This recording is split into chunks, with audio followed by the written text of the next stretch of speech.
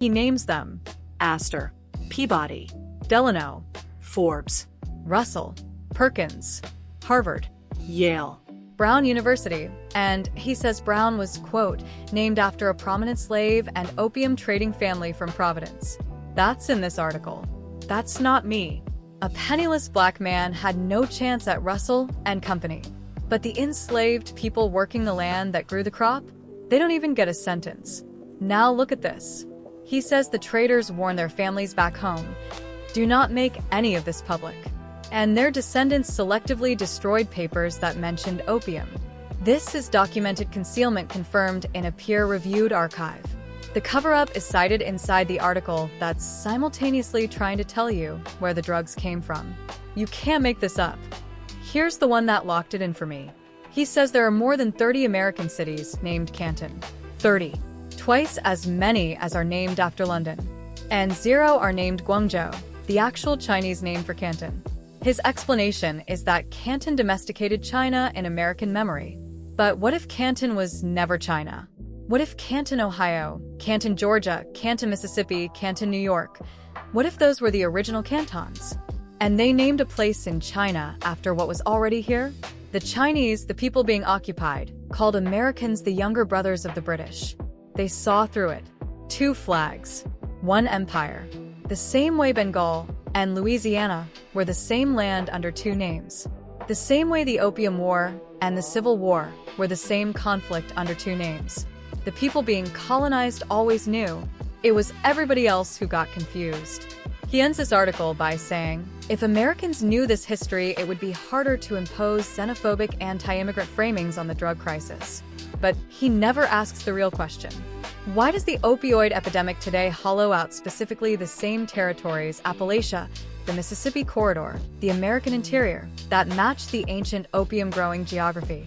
The crop never moved. Only the story did. Subscribe if you want the full breakdown. So now you have the pattern established. 1773, Revolutionary War, same network, same land, same crops. Now watch what happens when that pattern escalates. The Indigo Revolt in Bengal, 1859. The Civil War in America, 1861. Now these two, 1 year apart.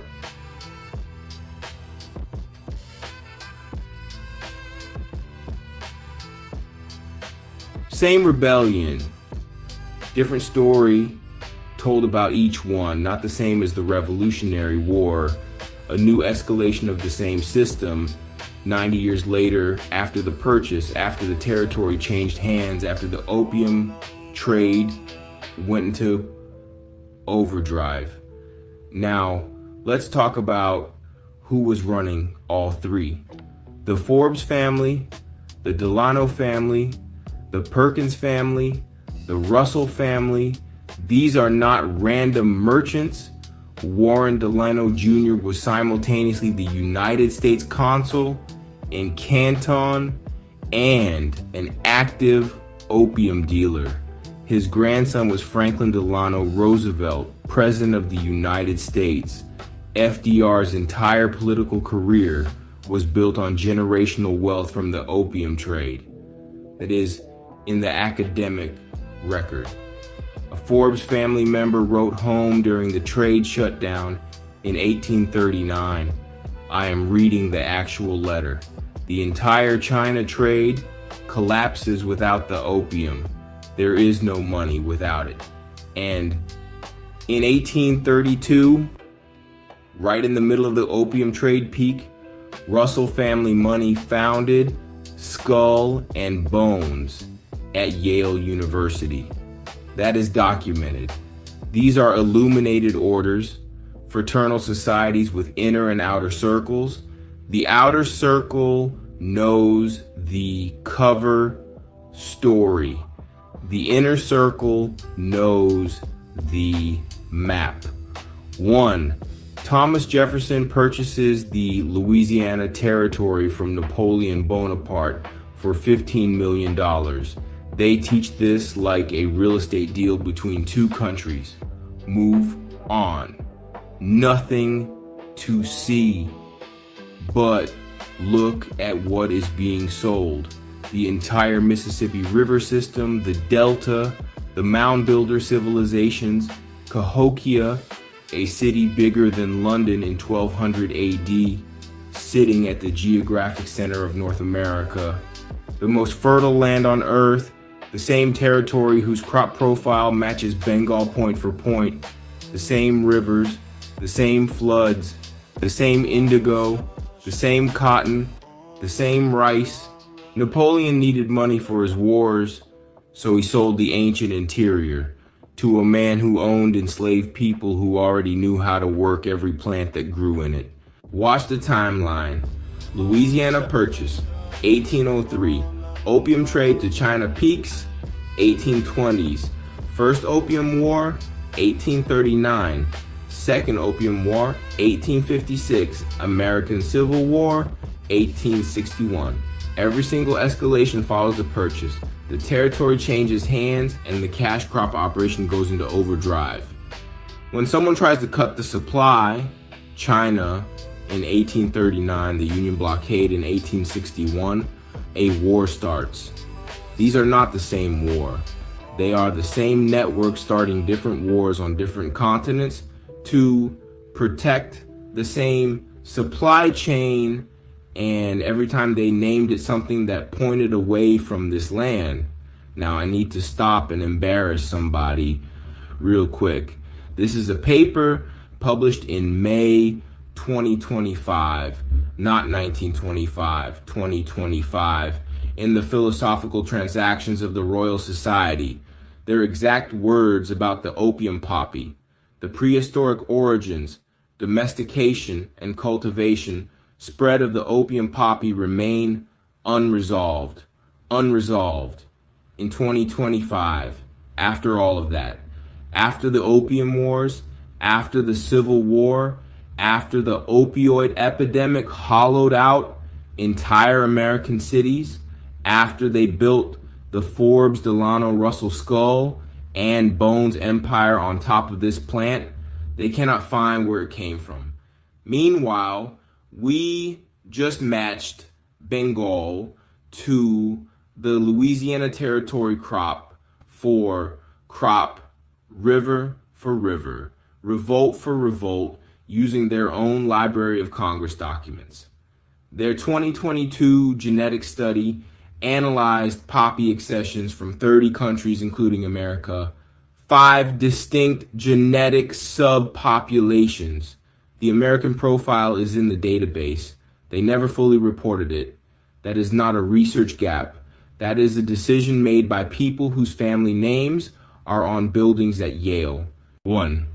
John Adams writes to Congress, "Send ships immediately to China. The first ship that made that supposed Pacific crossing was named the Empress of China. The U.S. government appointed a consul to a place called Canton, Ohio, Canton, Georgia, Canton, Mississippi, Canton, New York." These cities exist right now. They carry that name because Canton was a trade designation for a region here. The same way Bengal described the Mississippi Delta, the same way India described this entire continent, on maps that still exist.